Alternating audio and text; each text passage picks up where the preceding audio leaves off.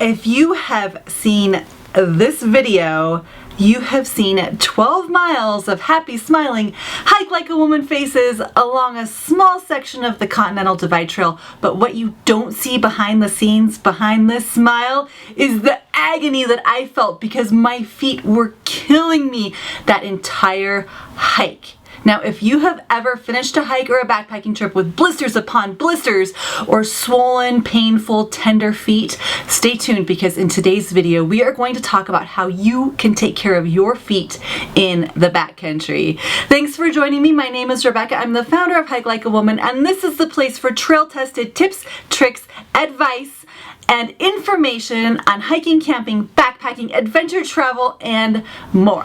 My very first tip may seem kind of silly, but it is to trim your toenails.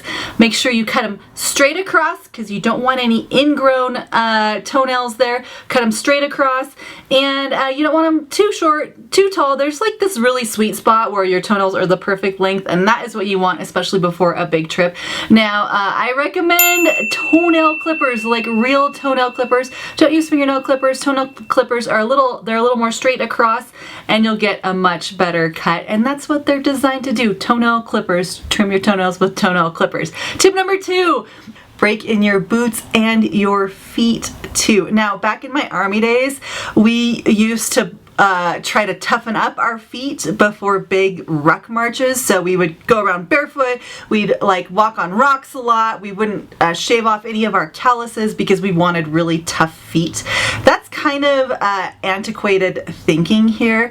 Now a lot of hikers, backpackers really recommend scrubbing off those calluses because you can actually get a blister underneath the callus, and that is just a disaster waiting to happen. Then you'll have this floppy piece of skin that will just rip off, get infected, and be disgusting. No one wants to be disgusting on the trails. So break in your feet. You can still break in your feet by hiking around with a heavy pack before your first backpacking trip, or I still think some calluses are good, but just you don't want to have a ton of calluses. And break in your boots. You can break in your boots by just walking in them. Just wear your boots. Wear them to work. Wear them around the block. Wear them around town. Wear your boots or your shoes before you take them out on a trip. Tip number 3. Now, a boot or a shoe is only as good as the sock that you're pairing it with, so make sure that you have a good sock-boot combination. So if you have a really sweaty foot, make sure you're getting a good merino wool sock that's going to wick away that sweat and that moisture. I have super sweaty feet, and so I really have to pay attention to what I'm putting on my feet as far as socks and shoes. Don't wear cotton socks. Water is the enemy when it comes to taking care of your feet in the backcountry. You want to keep those feet dry and happy. Tip number 4, lace your boots properly. There are several different lacing techniques and ways that you can lace your boots to relieve pressure spots on certain part of your foot. And we're actually gonna talk about those lacing techniques next week. So make sure you hit that subscribe button and tune in next week because we are gonna go over some different lacing techniques and strategies for your boots and shoes to relieve blisters.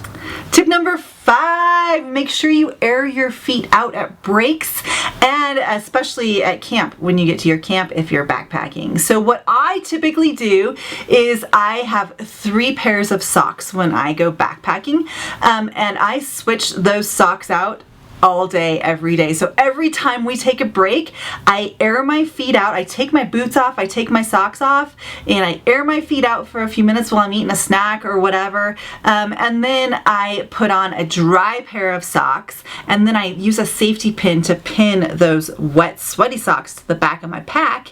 And then those socks, because they're wool, they'll dry out while I'm hiking between breaks. So every break, put on a dry pair of socks, let those other pair of socks dry out while you're hiking, and you're good to go. Now that 3rd pair of socks, I try to keep one completely dry, clean set of socks to wear when I sleep. I call those my super socks, and I try not to use those unless both of my pairs of socks are wet. Like maybe it's been raining or something and I haven't had the ability to dry out my 2nd pair of socks.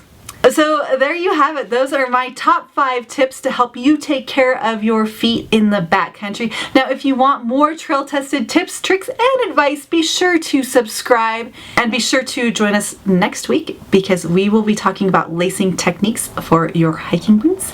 And I will see you out on the trails, my friends. Have a fantastic day.